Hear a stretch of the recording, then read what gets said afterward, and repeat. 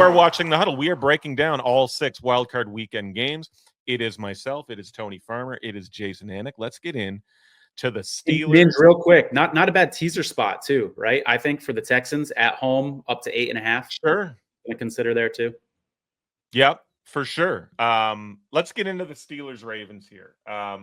This is the closest to a double-digit number we see here at wildcard weekend. There you see it at FanDuel. The Ravens as 9.5-point home faves. Steelers coming in cold here, guys. They've lost 4 straight football games at the Eagles, at these Ravens versus the Chiefs and versus the Bengals. Regular season series was split as the Steelers won 18-16 at home. The Ravens offense has been sort of clicking. 4-game win streak entering the playoffs, 35. They've scored 35 twice. They scored 34 and 31 in the other of those 4 games. Zay Flowers listed as day-to-day for this one, which is a great piece of news. We'll see if he does go. Jason Anik, you not high on this one? Where do you stand on Ravens Steelers? I wasn't high on this one 3 hours ago, but I'm getting higher on it every second that falls off the clock, right? So the Ravens, right? Whether this number closes at 9, 10, 11, 12, 13. Let's talk about some of the numbers Tony alluded to off the top. Wildcard weekend favorites have at least 9 points, 15-1 outright, 13-3 against the spread. That only outright loss, that was the big favorite 2011 Saints at the Seahawks. That was a 10-point spread. Double-digit favorites, so just a point up, 10-1 outright, 9-2 against the spread in wild card weekend, right? No way Pittsburgh wins this game, in my opinion. I think it's Lamar's time. We talked yesterday, 34-17 was the score in the same building, December 21st, between these two teams. That was week 16. I'm not falling for the division, close game. I could certainly give you numbers on the other side here, but I think the Ravens roll. I think I'd play it up to 11. I had no side on this game at 10 a.m., but I'm very convicted on the Ravens here.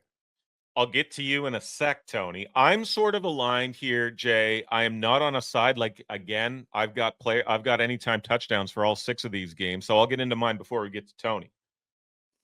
I like this guy. I like this guy coming out of college. He was sort of underwhelming for his first 3 seasons, but coming off a really sneaky good season. I'm on Rashad Bateman. Anytime touchdown here.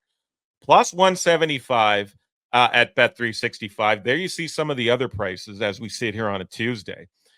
Bateman had a massive year 4 in this league, and if you've not been paying attention, you might be a bit surprised to see that he had 9 touchdown catches this season. I think second behind Mark Andrews, considering he came into 2024 with 4 career touchdowns. That is a massive jump for Rashad Bateman, and he's turned into a dependable weapon for Lamar Jackson. He had career highs in targets, career highs in yards per target, etc. Just a really good, sound season for Rashad Bateman as an option for Lamar Jackson. So I'm going with this guy, plus 175 at Bet365, anytime touchdown for Rashad Bateman.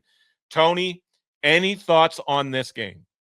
Well, first, Zay Flowers is banged up, so I think that makes your Bateman bet look even better, assuming that he's going to be out. It's looking like he is going to be. A couple more red zone stats for you, really relevant in this one. The Ravens are the best red zone offense in the league, and one of the best red zone offenses in the last 5 years in the NFL. The Steelers, we've talked about it all season long. We had, a Steelers writer on the show, 29th best red zone offense in the league. So that's massive. I think that's where this game is going to ultimately be won and lost, is in the red zone. How do you guys feel about Justin Tucker? He's hit his last 3 field goals. Is he over that little, whatever you want to call that blip this season? Or if he's lining up for a 52-yard field goal in the 4th quarter, do we feel good about it? I don't have an answer myself. I'm wondering, which is why I'm asking you guys.